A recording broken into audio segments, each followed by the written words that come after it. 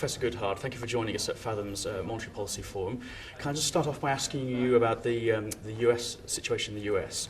Does the focus on the US debt situation mean that the US is heading for an era of austerity? Well, it was always going to be in difficulties because it's got an aging population, and it's in difficulty because of the high medical costs, and it always was going to have to deal with the longer term problems. My concern is it actually hasn't really yet started on that route, and that what has happened has simply been a compromise, and a short-term compromise, to delay taking the difficult decisions. And the problem that the American political scene is so extremely divided means that we have simply pushed the problems yet further down the road without really getting a resolution. What has really been a worry over the last few weeks has been that the American economy has proven to be much weaker than expected, even before any fiscal austerity measures were taken at all. And that is a concern, because you combine an underlying weak economy with the need to make a start on fiscal retrenchment, and you have a pretty difficult scenario. Well, surely Europe has struggled with growth while undertaking fiscal consolidation, and will this also be the case for the US, and what implications might that have for the world economy? I think it will be a difficult time for the US. It is a difficult time for all developed markets. But I think that there is going to be a need for a reorientation of the world's economy. In particular, the huge Chinese export surplus, which has reduced demand and expenditures in other countries, that can no longer continue.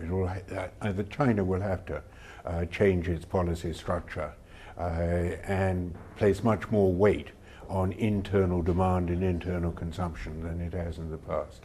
And when it does that, hopefully fairly soon, then the rebalancing of the world's economy, including the US and the UK, can really start making progress. And despite the deal that seems to be, will be voted in today in the US, if the US is downgraded from its AAA rating, what are the implications of that? Could the US have to pay a premium on their debt costs? Well, there was a discussion in the Fathom meeting about the effects that this would have, and the Fathom economists thought that there would be a significant and sizable risk premium that would actually have to be paid more or less immediately.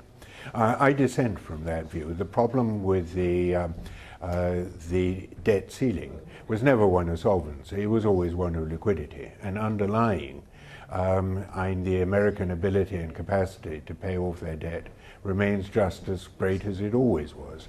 The greater concern has actually been the weakness of the US economy, not the debt ceiling. So that, in my view, a credit rating right down from AAA to, say, AA will actually be have very little effect at all. The US Treasury market, T-bond market, will still be the most liquid and the safest market in the world.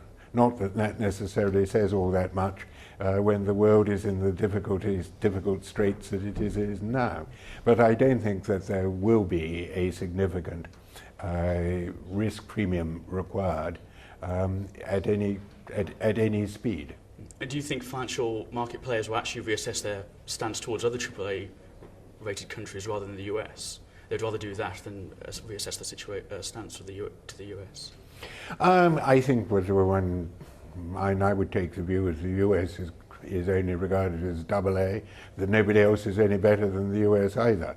Unless, of course, you want to put all your chips in Switzerland, which you have to pay a huge price. The cost of now being in Switzerland is enormous, and sooner or later that kind of country is going to find that being a safe haven is a rather uncomfortable place to be.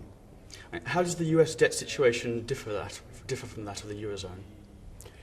They differ from the Eurozone countries. You see, the Eurozone countries don't have command over their own monetary policy and exchange rates in the way that the US does. The Eurozone is not a federal country with a single federal overriding government. It doesn't have a single Eurozone treasury, and it doesn't have a single Eurozone fiscal policy worthy of the name.